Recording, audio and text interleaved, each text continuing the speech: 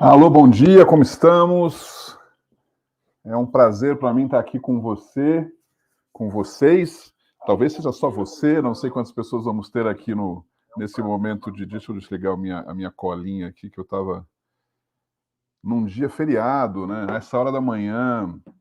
É uma honra, é um privilégio poder estar com algumas pessoas que se aventuraram a estar aqui comigo nessa conversa hoje. Meu nome é Marcelo Stravisa, eu sou fundador do Instituto Doar, criador, enfim, também de algumas iniciativas, entre elas o Selo Doar, que você, sua organização, possui. Como a gente comenta sempre, essas primeiras segundas do mês são encontros focados em organizações que têm o selo, ou seja, somente a elas. Depois a gente libera para mais pessoas, depois de um tempo, mas o objetivo é justamente a gente fazer esse clube aqui, essa troca de experiências em relação às pessoas, às organizações que possuem o selo. São algumas centenas de pessoas que a gente convida e para nós é uma honra, então, estar aqui. Repito, até o pessoal, a minha equipe falou assim, mas Marcelo, só vai fazer no dia 1º de maio?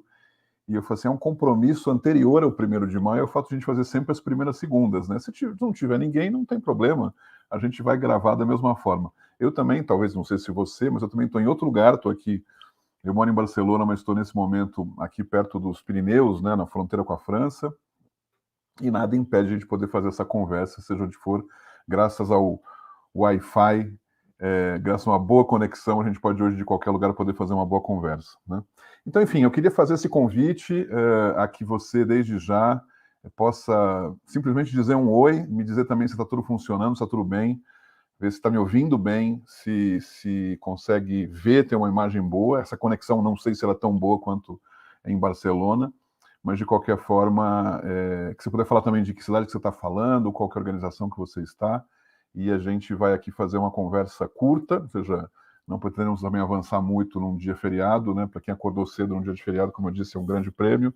E o tema de hoje é um tema, talvez, tão escasso quanto um webinar dentro de um feriado, né? No sentido de que tem muita coisa que a gente gostaria de ter para falar sobre dados das organizações, né? Eu acho que se você veio aqui com a ideia de que eu traria grandes dados, muitas informações novas, eu sinto decepcionar você, mas ao contrário, eu acho que o que a gente tem que propor e conversar a partir de uma conversa como a de hoje é justamente fazer as pessoas, as organizações, e menos a ideia de governos, como muita gente diz, ir atrás de informações, afinal isso é possível hoje. A questão é, falta um compromisso, falta uma dedicação para a gente conseguir dados. Eu vou explicar um pouco primeiro, antes de mais nada, antes de falar sobre alguns dados, sim, que a gente vai lidar, mas para dizer o porquê da minha, vamos dizer assim, frustração em relação a qualquer iniciativa que eu possa vir no sentido governamental no Brasil. Talvez você saiba, talvez não, mas 2 órgãos diferentes, órgãos governamentais potentes, fortes, federais, né, geram dados muito diferentes em relação ao número de organizações. Eu não estou nem me referindo a outros dados, né? Eu fui justamente um pouco antes de começar aqui pegar esses dados só para a gente falar do que se trata essa questão. Ou seja, o IBGE, que provavelmente você conheça, já deve ter ouvido falar, responsável entre outras coisas, pelo próprio censo, diz que existe, o último dado do IBGE, que eram 237 mil organizações que existem no Brasil. O IPEA, que é um outro órgão federal, também estuda justamente outros dados, diz que o último número é de 815 mil. Era 820 mil, no ano seguinte passou para 780, ou seja, 40 mil organizações que sumiram, e depois, numa segunda leva, aumentaram para 815. Ou seja, cá entre nós, eu preciso ser muito crítico ao dizer que esses números são absurdos totais, né? Eu não sei nem qual dos dois está certo. O que eu acho muito impressionante é saber que 2 órgãos governamentais tenha uma diferença tão discrepante assim de dados. Então, a partir daí, como que a gente pode efetivamente confiar e o que a gente pode fazer a partir disso, né? Porque eu estou trabalhando com o setor há mais de 20 anos. A decisão de a gente trabalhar também com dados também tem mais de 20 anos, né? Ou seja, quando a gente começou a fazer algumas iniciativas, entre elas, por exemplo, a BCR, Associação Brasileira de Captadores de Recursos, onde também pretendíamos ter mais dados sobre as organizações, quem tinha, quem não tinha captadores, enfim, por onde a gente vai, a gente sempre fica com a questão de precisaríamos ter dados, precisaríamos ter dados. Eu já fiz uma vez uma iniciativa, por iniciativa própria, minha, pessoal, Marcelo, não era nem pelo Instituto do Ar, junto com uma universidade em Santa Catarina, em Joinville, para ser mais preciso, a gente puxou uns dados do IPEA, junto com duas estagiárias de uma universidade que fez parceria conosco, para a gente poder fazer um mapeamento concreto, para pelo menos uma cidade pudesse ter as informações de quantas organizações são, quem são, começar por aí. Foi um trabalho bastante frustrante, né, porque, enfim, eram mais ou menos 2.000 organizações inicialmente, a gente já sabia que aquele número era meio estranho, de fato a gente confirmou que eram menos de 1.000, então todas as outras eram dados ou de organizações que não existiam mais, ou dados errados mesmo, tinha desde posto de gasolina, igreja, universidade, enfim. E depois dessas organizações que existiam, muitas delas eram papéis, eram, na verdade, um estatuto dentro de uma empresa de contabilidade que, em algum momento, se decidiu fazer uma organização e aquilo não deu sequência. Então, eu falei, bom, o buraco é muito mais embaixo, eu sou só uma pessoa aqui no meio disso, né? Como que a gente poderia, de fato, trabalhar para que houvesse mais dados no Brasil? Eu sou uma pessoa que sou muito mais... eu acredito muito mais nos modelos que possam surgir do pequeno para o grande, e não no contrário. Então, quando eu falei assim, vamos trabalhar Joinville, vamos fazer essa experiência, a partir daí a gente pode crescer, vamos buscar outras frentes, né? Mas muita gente, ao contrário, prefere optar do grande para o pequeno, né? Ou seja, então vamos no governo federal e que o governo federal defina, a partir das grandes bases de dados existentes, que dados surgem. Bom, surgem coisas como essas discrepâncias, né, entre a diferença entre IBGE e IPEA. Bom, o que a gente faz com isso? E aí onde eu queria chegar, e você, sua organização faz parte disso, de alguma forma, sem saber. Nesses anos, vão fazer 11 anos que o Instituto do Ar existe, e são 7 anos de organização do Prêmio Melhores, um outro filhote do Instituto do Ar, a gente humildemente foi coletando dados dessas organizações, você sabe bem, porque a gente coletou dados seus para que sua organização pudesse estar certificada ou não, né? Mas enfim, para a gente obter o procedimento de certificação. Esses dados eles são absolutamente sigilosos, como um compromisso nosso, né? Coisas que a gente assina em conjunto, principalmente os melhores, que elas são dados muito precisos e muito específicos, né? Dados estratégicos, inclusive. E a gente foi humildemente, ano a ano, coletando esses dados. Eu falei, bom, isso aqui está se transformando num dado muito mais concreto, muito mais interessante, que algum dia isso possa ser útil para a gente começar a trabalhar de forma mais consistente, não com as 200.000 organizações ou as 800.000 organizações que o IBGE e o IPEA falam, ou seja, menos preocupado nessa quantificação e mais preocupados na qualidade desses dados que a gente pode obter. Os dados que a gente tem hoje, tanto pelo selo do ar quanto o Prêmio Melhores, são dados efetivamente que lidam com a realidade, né? São dados, inclusive, com muitos detalhes. Eles não são um censo, porque a gente não atinge todas as organizações possíveis, mas elas são, para aquelas organizações que se dispuseram a nos passar essa informação, seja via prêmio, seja via selo, são dados de muitíssima qualidade, né? Até então, como eu disse, a gente não avançava muito mais porque a gente não tinha nem dados suficiente, a gente queria gerar volume, e também não tinha recurso para poder trabalhar isso de forma mais estruturada. O que fazer, como desenvolver business intelligence com isso, né? Como é que trabalhar uma inteligência de dados a partir disso. Bom, a boa notícia é que a gente começa agora, né, a partir de recursos e apoios, né, a desenvolver uma inteligência de dados para isso. Esses dados vão gerar concretamente informação para muitas organizações, para a sociedade brasileira como um todo, mas principalmente para organizações que também cederam esses dados, e vocês, então, são organizações prioritárias nesse processo. Isso não é uma coisa que vai acontecer para já, mas sim para este ano, mais para o fim do ano, porque a gente tem muito dado ainda para trabalhar, informação, inclusive definição de que dados são interessantes ou não. Porque imagina que agora que a gente decide, vamos trabalhar esses dados, é como se você caísse num mar de um monte de coisas interessantes, um monte de peixe para pescar, né? E aí, por onde a gente vai? A gente fica meio fascinado com ir em direção, para que lado a gente começa a direção. Então, eu queria começar o dia, volto a dizer, num feriado como esse, né? Mais uma vez agradecendo a sua presença, em relação a... Temos dados, sim, esses dados são trazidos por nós e não das grandes iniciativas governamentais que muitas vezes são frustrantes, mas humildemente a partir do nosso próprio esforço e principalmente contando com as organizações como a sua, né? Esses dados, então, passam a ser agora, têm valor, porque eles passam primeiramente para serem utilizados especificamente no sentido de ampliar a lógica de melhoria contínua das próprias organizações. Esses dados não vão ser para se vender nenhum peixe, né, nenhum serviço ou produto, não são dados que vão ser passados a terceiros, muito menos, e ao contrário, que a gente possa, a partir disso, e de dados, né, ou seja, não sem dados somados, né, tem uma expressão estadística disso que me fugiu o nome agora, mas que são esses dados que você possa utilizar sem que você fira o sigilo de cada uma das partes, né, você só lida com dados quantitativos somados, tem muita informação aí que vale a pena a gente trabalhar. Então, hoje, a primeira questão que eu queria comentar com vocês é isso,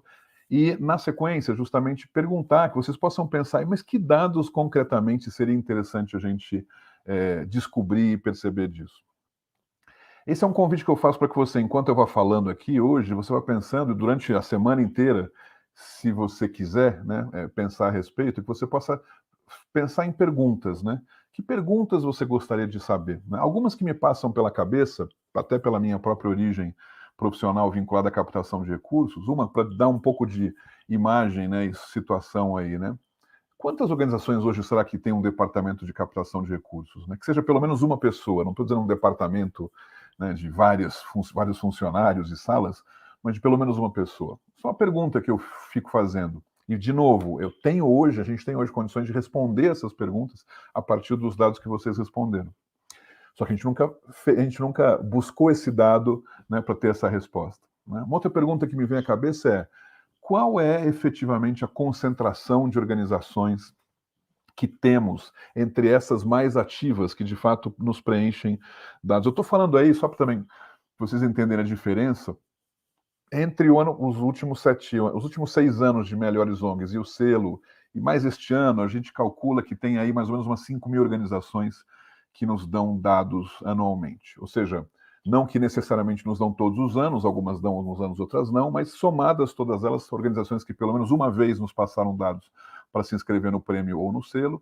Então, eu estou falando de uns 5.000 organizações que são muito menor essa quantidade do que as 237 do IBGE e as 815 do IPEA. Né? E repito, são muito menores, mas eu tenho certeza que são muito mais consistentes essas informações e o que de fato representam quanto a uma organização, quanto a um dado que possa servir para você mesmo. Porque a sua organização gerou esse dado e provavelmente você quer saber, em relação às outras organizações, essas outras 5.000, como está o seu grau de compromisso em relação... Compromisso não, mas quanto está o seu grau de similaridade, né? Ou seja, similaridade ou diferença em relação às outras organizações. É só um parênteses aqui, né, para vocês verem o nosso interesse esse ano, está muito focado no que se refere a dados. A gente tem feito um convite, vou até aproveitar e fazer também aqui, que este ano, não só este, mas todos, mas este com mais destaque, a gente está muito concentrado no Prêmio Melhores, já desde o momento das inscrições, para que as organizações possam participar. Existe possam, sempre poderão, né, mas que de fato se inscrevam, porque este ano, a partir deste ano e nos próximos, a gente vai se dedicar muito fortemente a uma bela devolutiva, um belo conjunto de dados que possa servir para essas organizações, mesmo elas não fazendo parte das melhores ou, inclusive, das semifinais disso. A gente já fazia isso há muito tempo, desde a segunda edição, para ser bem sincero. Só que a gente nunca deu muito destaque, a gente achava que era simplesmente uma gentileza da nossa parte.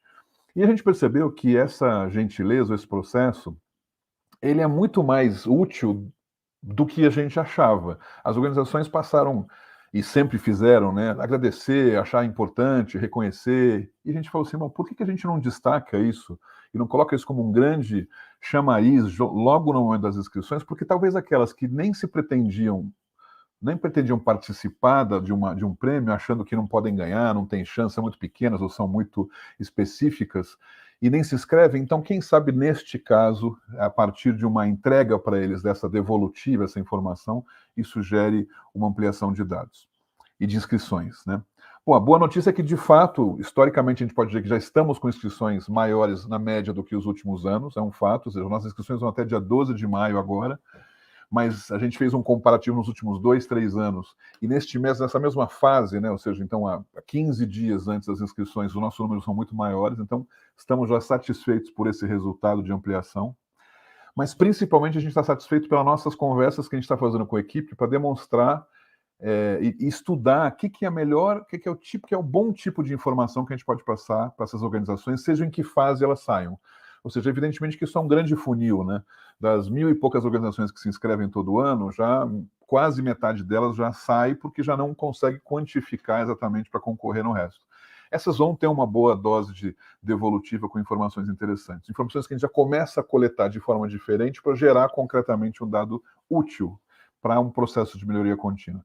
Da mesma forma, na segunda e na terceira fase, até chegar, né, nas melhores ONGs, como a gente faz todo ano. Então, fechando esse longo parênteses aqui que eu queria contar, não era a intenção falar sobre o prêmio, isso é um assunto que eu tenho falado em outras organizações, em outros webinários, mas para dizer que essa nossa dinâmica de lidar com dados tem se tornado uma questão importante para nós, que a gente acredita é fundamental cada vez mais lidar com ONGs. E eu então faço esse convite para você, se agora mesmo já tem alguma pergunta que você gostaria de saber e que a gente não tem a resposta hoje, mas que a gente pode ir atrás dessa resposta, que você faça agora no chat, se for o caso. No decorrer da semana, a gente vai convidar você para que também pense em outras perguntas nesse sentido, vamos criar um formulário para isso, e a gente acredita que muitas dessas perguntas poderão ser respondidas no decorrer do ano, né, a partir de coletas e informações específicas. Então, pense sempre em informações que podem te servir, e aí que é o gancho, né, do que eu queria falar agora nessa segunda metade do nosso webinar.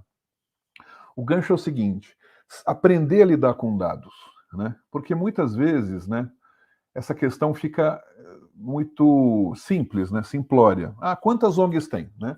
Então, a gente não sabia nem responder essa pergunta, quem dirá responder perguntas mais complexas, como qual é o grau de profissionalização das organizações do Piauí em relação a dados financeiros e quais são os aplicativos que eles usam? Eu inventei aqui uma coisa que talvez a gente não consiga responder, mas olha o grau de especificação que a gente pode chegar. Se a gente tem dados, a gente conseguiria responder isso. Mas como a gente nem tem os dados, a gente nem cogita que isso é possível ser respondido. E aí, quando eu tenho um dado como esse, eu posso concretamente comparar a minha situação com outros parecidos comigo, com outras organizações comigo.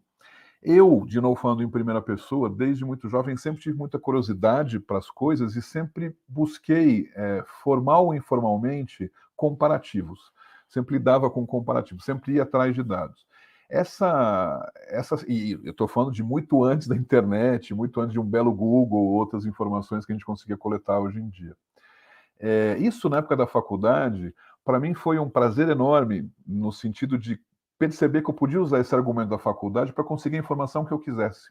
Porque eu podia ligar para a empresa, eu lembro que eu trabalhava em agência de publicidade, já na época da faculdade, e eu conseguia informações de outros simplesmente ao dizer que eu era um estudante universitário que estava fazendo uma pesquisa.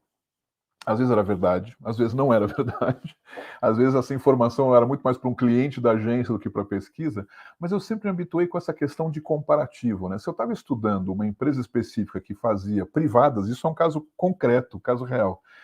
Numa agência que eu trabalhei, numa empresa conhecida dessas das possíveis, por que não saber como é que outras empresas que também faziam privadas podiam, de fato, o que elas faziam? Que perguntas que eu poderia fazer que eu receberia respostas que seriam úteis para mim?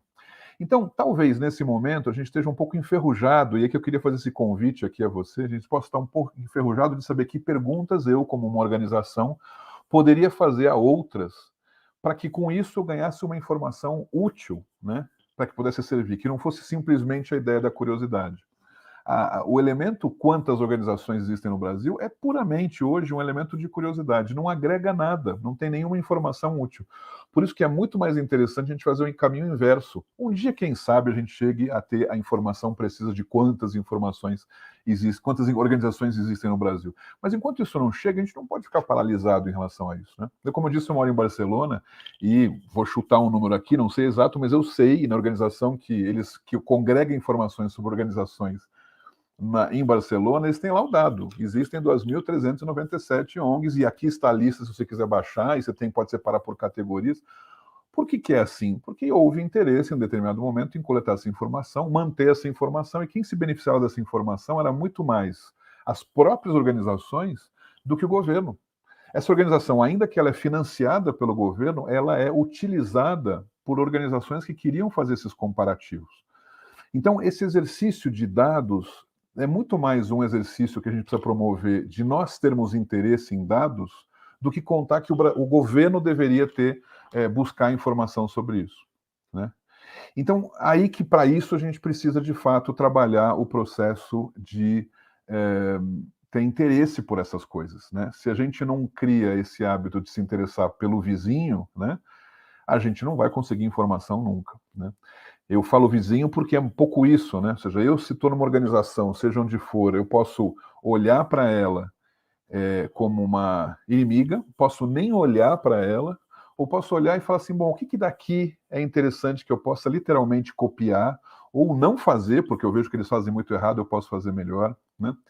Na iniciativa privada existem várias nomenclaturas, estilos, procedimentos para fazer isso, né? Ou seja, os tais benchmarks, por exemplo, são justamente elementos que fazem com que as empresas possam observar por qual que determinados processos são efetivamente mais rápidos ou melhores ou mais baratos de se fazer. Isso começou muito na indústria automobilística, nos anos 70, onde os Estados Unidos queriam entender por que as empresas japonesas faziam carros melhores, mais baratos, de uma forma mais rápida.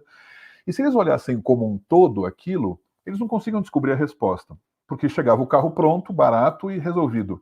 Mas eles começaram a fazer espionagem industrial ou fazer outras informações e começaram a descobrir que, olha só, nessa fase que eles conectam a roda, eles fazem isso aqui com 17 segundos mais barato, e em vez de usar tal elemento, eles pegam um tal outro. Enfim, era uma análise por pedaços de como eu poderia melhorar esse processo, e afinal das contas acabaram, em alguns casos melhorando, outros não, mas existia a partir daí essa lógica, o que é denominado de benchmark.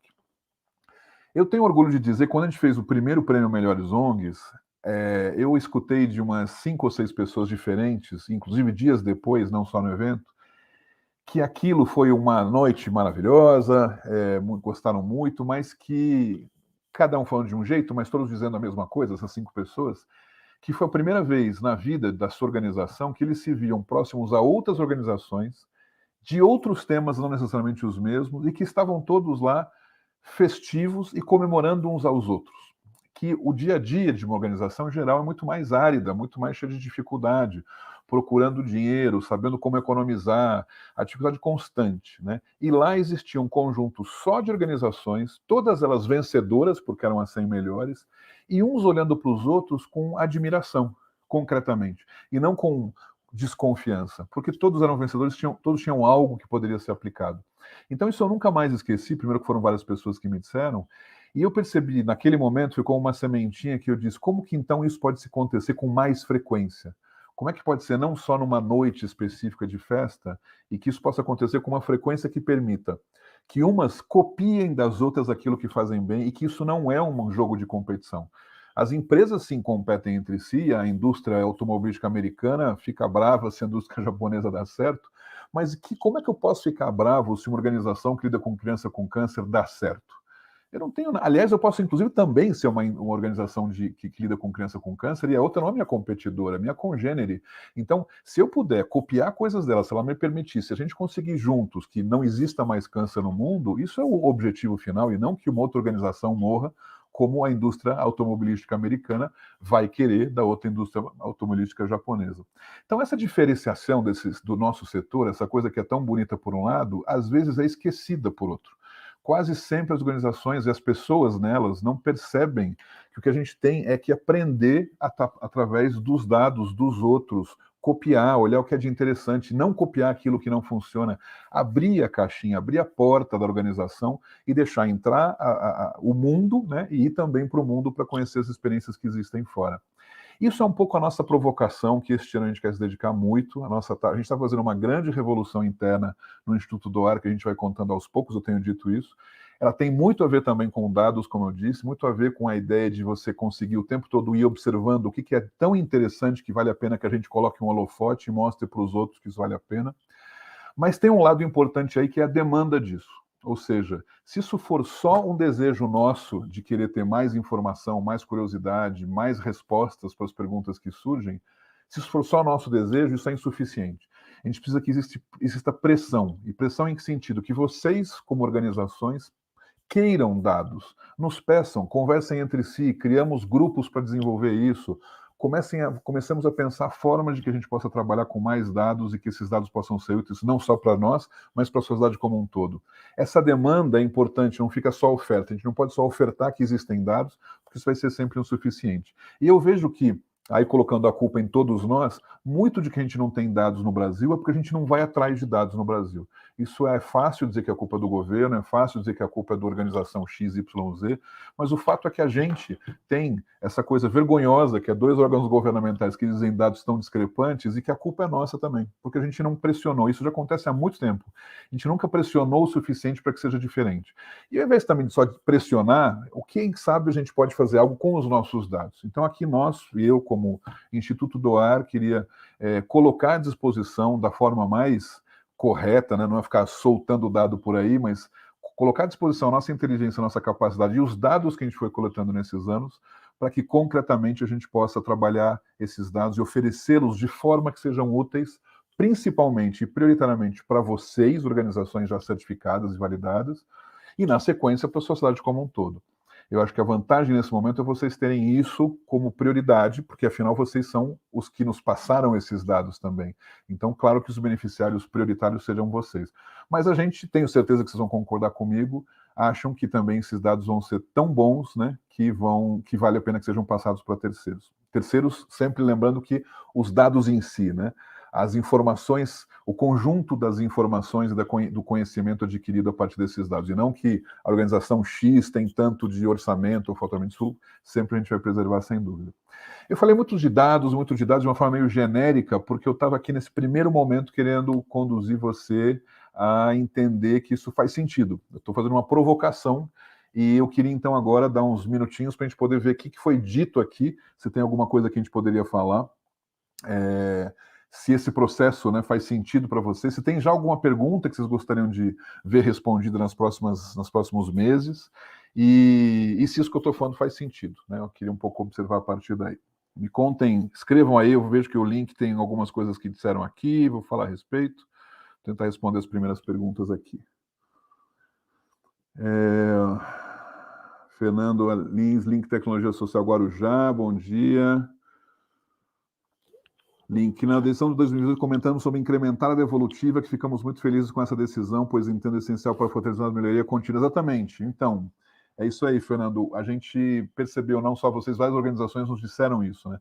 A devolutiva era um material que a gente entregava sem muito destaque, a gente achava legal, mas era meio discreto o que a gente fazia. A gente falou, isso aqui a gente tem um tesouro na mão, a gente tem algo muito útil que as organizações estão elogiando, reconhecendo, e a gente quer de fato, e vai fazer esse ano, já estamos organizando essas devolutivas, os mecanismos para esse ano virar uma praxe, um processo bacana aí. Sempre fui ligado na área de análise de dados, benchmark, agora teremos um instrumental para ONGs. Parabéns. Imagina, parabéns para vocês também que também lidaram com isso, né? Eu acho que tem muito aqui pela frente para desenvolver e para mim, então, como eu disse, é um prazer falar isso. Eu vou também dar um outro exemplo que eu acho que é interessante a gente pensar, né, sobre dados, né? Eu, na minha vida pregressa, ou seja, quando eu trabalhava antes em multinacional, que eu fui gerente de marketing, isso faz mais de 20 anos, numa multinacional que chama Accenture, né? Eu também era associado via Accenture, corporativamente, de uma associação chamada Associação Brasileira de Marketing Direto. Né? Aquilo me gerou um fascínio sempre de participar. Eu tenho certeza que foi lá a sementinha que se gerou para, em função disso, eu criar a Associação Brasileira de Captadores de Recursos, depois o Instituto do Ar, ou seja, esse lado da corporação, de um conjunto de parecidos que se reúnem. Era muito legal imaginar, e eu via isso, eu participava dos almoços, dos encontros, um prêmio que eles faziam, e eu falava, nossa, isso aqui tem concorrentes sentados aqui uns ao lado dos outros, né? Consultores aqui trabalhando também com seus interesses, era legítimo, mas eram gente que com uma intenção de melhorar o setor, desenvolver o setor e fazer isso de forma ética, correta, bacana, né? Com dados, com informações. Então, eu, desde muito cedo, tinha nessa época 24, 25 anos, já tinha aí um dado que me chamava muito a atenção. E aí uma curiosidade, né, para contar para vocês também, ou seja, também foi daí que surgiu o meu interesse, que eu só muitos anos depois fui criar o Prêmio Melhores, mas também foi uma cópia, ou seja, eu apostei nisso a partir de ver a publicação do exame chamada 500 melhores empresas, né, 500 maiores e melhores empresas. Eu acho que, se não me engano, hoje em dia são 1.000 empresas que eles fazem a publicação, não sei. Mas naquela época, estava no auge essa revista, era uma revista grossona da Exame, uma edição anual, uma grande festa. Eu já fui, naquela época, ia nas festas, era convidado para ir nessa, como trabalhava na Accenture, né? Era um lugar importante, inclusive, de eu estar. E era muito interessante que aquilo também me chamava muito a atenção, que eu falava, nossa, quanto dado tem aqui, quanta informação esse cara, eu lembro que era o Stephen Kunitz, é um cara vivo, um senhor que está vivo até hoje, ele depois virou conselheiro da Accenture, inclusive, e eu falei, o cara é contador, enfim, gestor, um cara muito interessante, muito polêmico, e eu falava que, eu pensava, quanta informação esse cara tem, porque as maiores empresas do Brasil passaram um monte de informações para ele, ele fez estudos comparativos, ranqueou e definiu que essa é boa, essa não é, todo mundo está de acordo, que coisa genial, né? Ou seja, não existia alguém que fala, não, discordo do que você está dizendo, né? Então, quanto que se ganhava, quanto o setor inteiro ganhava com isso? Isso ficou também uma outra semente que, por sorte, as sementes que eu plantei, muitas sementes que eu plantava lá atrás, viraram árvores hoje, né? Então, o ABCR, o Instituto do Ar, né? O Prêmio Melhores. Mas tem uma curiosidade que eu queria contar, enfim, não tem nada a ver com o nosso tema aqui, mas é porque eu acabei lembrando agora. Foi num desses encontros da BC, a BEND chamava, Associação Brasileira de Empresas de Marketing Direto, a BEND.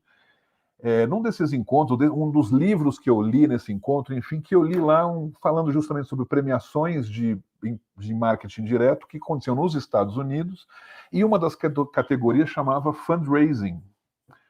E eu falava, fundraising, o que é isso? Eu estou falando de 1993, ou seja, faz exatos 30 anos, né? Exatos 30 anos agora. Fundraising, o que é fundraising? Na época eu era isso, um executivo de uma empresa, né, grande, e olha onde fui parar, né? Ou seja, então, aquela curiosidade, né, que é fundraising, eu fui pesquisar mais, falei com o meu chefe na época, que era o diretor, fui conversar com outras pessoas, né, na própria Band, né? Mas essa categoria, mas é de ONG, vocês premiam ONG também, né? A gente premia, mas não tem uma categoria só para ONG, tem muito pouca ONG que trabalha com marketing direto, enfim. Aquela coisa foi se costurando, construindo de tal forma que, no final das contas, passados muitos anos, eu acabei me engajando com pessoas a respeito, escrevendo um livro sobre isso, criando efetivamente, junto com outras pessoas, a Associação Brasileira de Captadores de Recursos, né? Minha primeira empresa, inclusive, como consultor, chamava Fundraising, justamente. E depois, enfim, a história que vai, né? Daí da BCR, Instituto do Ar, o selo, o prêmio. Enfim, o que eu quero comentar com vocês é que, se não fosse, por um lado, a curiosidade de informações de ter dados sobre isso, e não só curiosidade, uma vontade, uma fome de dados, de querer saber mais, de conseguir mais informações, que eu não conseguia simplesmente concordar com aquela pessoa que me dizia, não, mas é que tem pouca ONG que trabalha com marketing direto. Mas pouca quanto? 3 mil, 30 mil, né?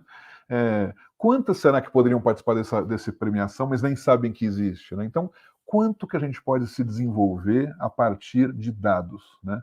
Quantos são os dados existentes por aí que estão simplesmente esparramados? Se a gente for coletando, desenvolvendo isso e criando uma estrutura e um processo para que isso aconteça, é o que a gente vai fazer com essa nossa iniciativa que está crescendo dentro do Instituto do Ar, que eu vou contar aos poucos, como eu disse, no decorrer do ano. Eu tenho certeza, estou muito entusiasmado com essa ideia de que isso vai gerar benefícios públicos, coletivos para todas as organizações e também individualmente para cada uma delas. Porque eu tenho certeza que você se compara com o que há de benchmark, o que há de melhor nessas organizações, de alguma forma você ganha com isso. Tem organizações aqui participando, né, o José da CPFS da Teixeira, né, ou seja, a organização que eu já fui mentor deles, trabalho que a gente já realizou. Eu tenho certeza que, se ele tivesse em mãos, e eu sei porque eu conheço a figura, se ele tivesse em mãos informações práticas de outras organizações, de como é que elas fazem, seria muito mais fácil cada um de vocês fazer, né? Se a BCR tivesse com muito mais clareza procedimentos que funcionam e que você entrega a estrutura para aparecer, isso seria muito mais rico que iniciativas de consultoria, que eu mesmo dei consultoria, né? Mas então, seria muito mais rico hoje em dia a gente ter dados que possam ser colocados à disposição, processos de como isso se faz, como é que você pode, checklists de como é que isso pode ser feito. A gente cresceria de uma forma muito mais rápida, muito mais dinâmica, do que ficar concretamente esperando um dado do governo sobre IBGE, sobre IPEA, né? Aqui, Zé Dias falando nisso, justamente. Mas talvez um dado importante seja sobre impacto. número de pessoas atendidas, experiências bem-sucedidas que possam ser reaplicadas. Sem dúvidas, Zé. Agora, eu, fazendo aqui o papel de advogado-diabo, está falando muito sobre impacto e eu acho fundamental que se fale, mas isso está sendo colocado hoje em dia como mais um empecilho para as organizações por parte dos financiadores do que uma questão de uma melhoria do sistema como um todo. O que eu quero dizer com isso? Provavelmente as organizações ou os investidores te perguntam qual é o seu impacto. Ok. E aí o que significa? Que você está dando o seu impacto, a sua visão individual dentro desse processo. E talvez, pode ser que aconteça de uma organização decidir doar para uma outra que não a sua, porque aparentemente essa outra gera mais impacto. Então, e nesse sentido, essa dinâmica do impacto hoje, ela é muito similar a outras épocas e outros momentos onde se definia um item lá que era uma espécie de filtro, né? Sei lá, posso dizer assim, um filtro você tem todos os dados, todas as atas de assembleia registradas em cartório, é um filtro, né? Ou você tem um impacto acima de 20% em relação ao passado, é um filtro. Então, quanto a filtros para financiadores, ok, cada organização, cada financiador pode criar o seu. O que eu estou colocando como que esses impactos... Vamos pegar um exemplo concreto seu, que eu sei que você fez um trabalho, todo ano faz um trabalho maravilhoso, Zé, com as cisternas, né? E com a busca de apoiadores e organizações, e principalmente pessoas físicas que contribuem a partir do crowdfunding que você desenvolve todo ano. Né? Eu sei o trabalho que isso te dá e para a sua equipe.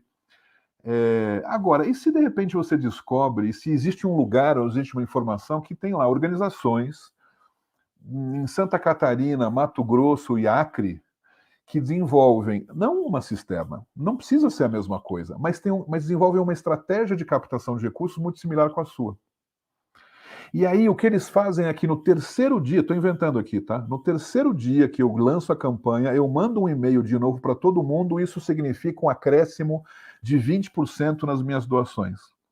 Você entendeu aquilo que eu falei do benchmark, lá volta a ideia da indústria automobilística em Japão e Estados Unidos? Eu pego um pedaço desse processo, analiso esse pedaço e vejo que eles fazem algo diferente que aumenta em 20% minhas doações. Você concorda que essa informação seria fantástica para você? E aí você vai e faz e de fato acontece.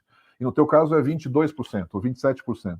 Então, a ideia do impacto é uma ideia ainda genérica demais para o grau de coisas que eu estou falando sobre dados aqui. É como dizer assim, quais são os números de ONGs no Brasil? É uma ideia genérica demais. A ampliação de impacto é um dado genérico demais. Agora, imagina o Fernando da Link Tecnologia Social que faz um conjunto de disparos de e-mails para potenciais empresas doadoras da região, que quando ele faz em dezembro gera um resultado e quando ele faz em outubro gera outro. Estou de novo inventando, tá? E essa informação, além do link, tem da tecnologia social, tem outras 20 organizações que aconteceu a mesma coisa.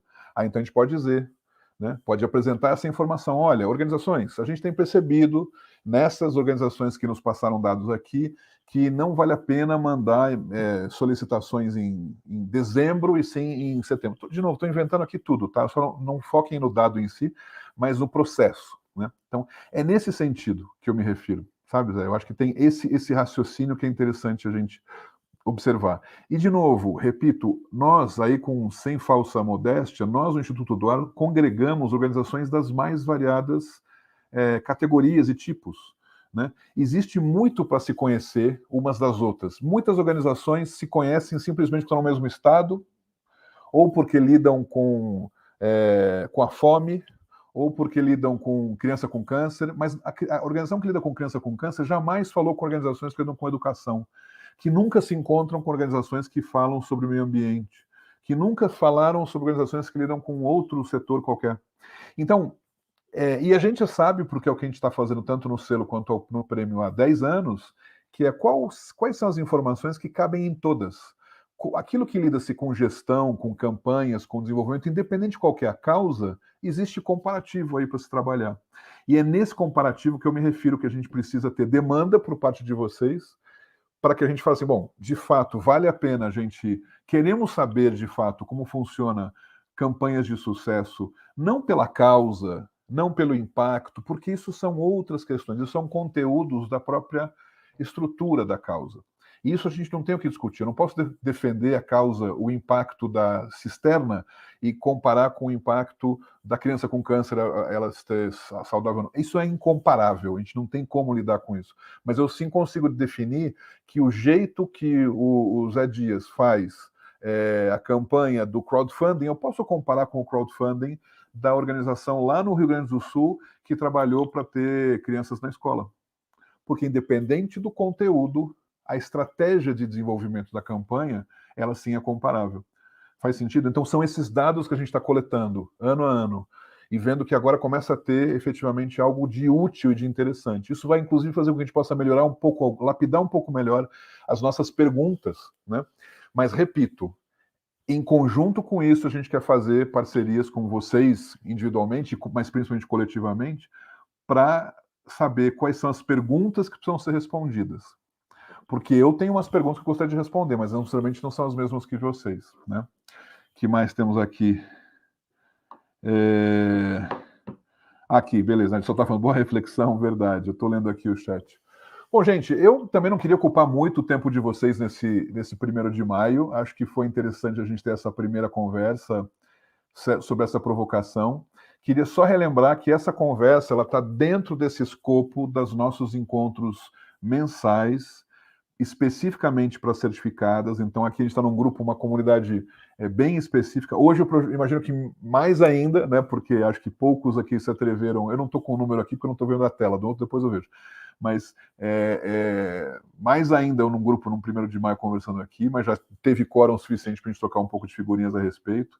As nossas conversas mensais permanecem e com temáticas específicas. Já posso adiantar que na seguinte, na que a gente vai conversar na 1ª de junho, na 2ª de junho, vamos ter um convidado especial, que é o JP, alguns de vocês conhecem, grande amigo meu, sócio, foi diretor da BCR nos últimos anos, né? Acabou de sair para um projeto bem interessante agora, que é com a América Latina, que ele vai contar um pouco.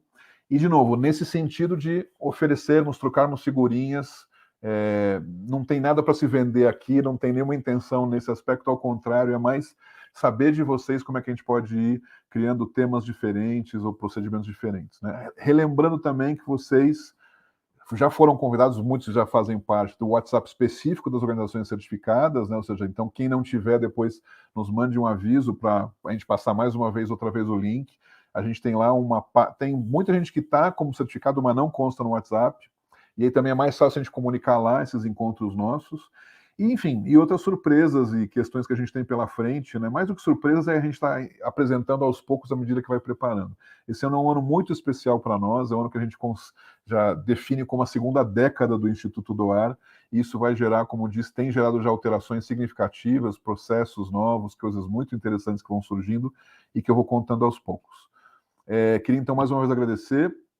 Seguimos em frente, temos aí muito pela frente. Qualquer dúvida, a nossa equipe também que está por aqui, está o Fábio por aí, a Monique também, o contato nosso que é o contato@institutodoar.org, e seguimos. Faço de novo o convite, se vocês não se inscreveram ainda no Prêmio Melhores, lembrem também que até o dia 12, às 18 horas, lembrando que mesmo que você não vou conseguir ganhar, ou não, se inscreva, vale a pena, principalmente pelo que nossa iniciativa das devolutivas, que é a forma mais singela que a gente pode considerar de participação, a gente passar para vocês essa dinâmica dos benchmarks dos dados aí, ok? Bom resto de feriado para vocês, nos vemos em breve, até a próxima, tchau, tchau.